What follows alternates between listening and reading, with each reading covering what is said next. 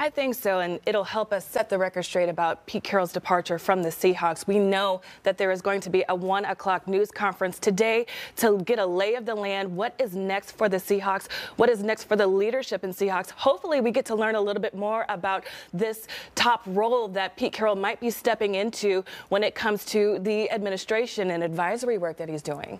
And Aaron, I do want to pivot back to this conversation about what could this look like for a new coach coming in as we hear about candidates. Boy, it seems so fast for the casual observer out there, but that's how fast the NFL moves these days, right? Yeah, there's no question about it. And in fact, I mean, the Seahawks would sort of be a couple of days behind other coaches or other organizations who have gotten rid of coaches the last couple of days. I mean, you have to think that they have a list of potential candidates. Alyssa mentioned Dan Quinn, and I think he would be a perfect fit for this organization just because of his familiarity, having been former defensive coordinator here in Seattle and having his familiarity known with John Schneider. The Jim Harbaugh thing certainly comes to mind now. If Pete Carroll's going to be in an advisory role, I don't necessarily see it happening. But if you're talking about a direction of an organization, listen, my roots go back to Stanford when Harbaugh was there. And then obviously he was with the 49ers, and you saw him build a national championship contender in Michigan. I don't know if it's necessarily realistic, but the way and his philosophy and what he brings to the table, I think he would be a fantastic fit regardless of how 12s out there might feel about him, having been the former coach of the 49ers and having been the coach of the team that won the national championship against the Washington Huskies. I'm a huge fan of Jim Harbaugh and the way and the success that he has. And then you go back to Dan Quinn. I think those would be the top two candidates in my mind, at least, one being a more natural fit than the other. But if you want to find success with the Seahawks organization going forward, those would be the top two names on my list. Well, Dan Quinn certainly has familiarity with this squad, so you could see the connective points right there. And Frankie, this is just one of those days. I feel like we all knew that this was a possibility, but also when it comes down, you can't talk about a person who's had more of a handprint on this area. 14 years. I mean, I hate to sound like a broken record, but we don't see that in the NFL. Exactly. And the fact that Pete Carroll has brought our city its first Super Bowl, and we've always inched just a little bit closer, it seems like every season, and then to cut that dream short this season and now with this departure, what do we do now? Yeah, it's a perfect question. Actually, a perfect question for Ian Furness as he joins us now. I mean, Ian, we've been talking with both Aaron and Alyssa. I know you guys are all coming at this from different angles, but I wonder just first takeaways when you hear this news. Well, first of all, stunned. I mean, I just in Arizona on Sunday.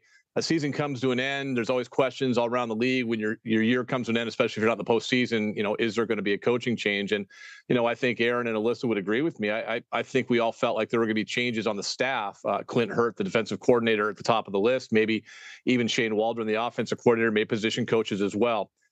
Pete Carroll has more equity in this town than any coach in the history of sports in this city. A Super Bowl appearance. 10 out of 14 years in the postseason. So when I see the press release come out from Jody Allen, my first thought is this, mutual decision, I think, was probably 70-30 mutual. In other words, probably Jody Allen. And I think Burt Cold, and that's someone we need to talk about, how to say it as well. Pete had no desire on Sunday or even on Tuesday when he met with the media to discuss him, leaving and stepping down. So I'm a little surprised. I'm shocked. I think this is a Dan Quinn move, perhaps, as well. He's the former defensive coordinator. He's a guy that is a red-hot candidate around the NFL.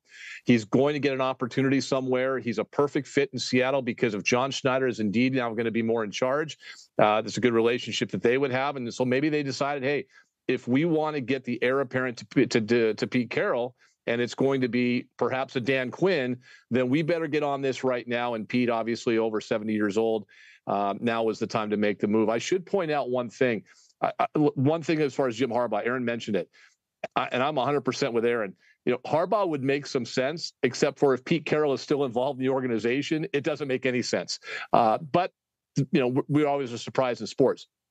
Burt Cold is the name you need to know. He, along with Jody Allen, are basically the de facto owners overseeing the trust right now. Burt Cold, to my knowledge, has had one hire in his tenure with Vulcan Sports. And for people who don't know Bert was Paul Allen's college roommate, one of his best friends, if not his best friend. He's had a lot of influence and has kind of oversaw some things with both the Portland Trailblazers and the Seahawks over the years.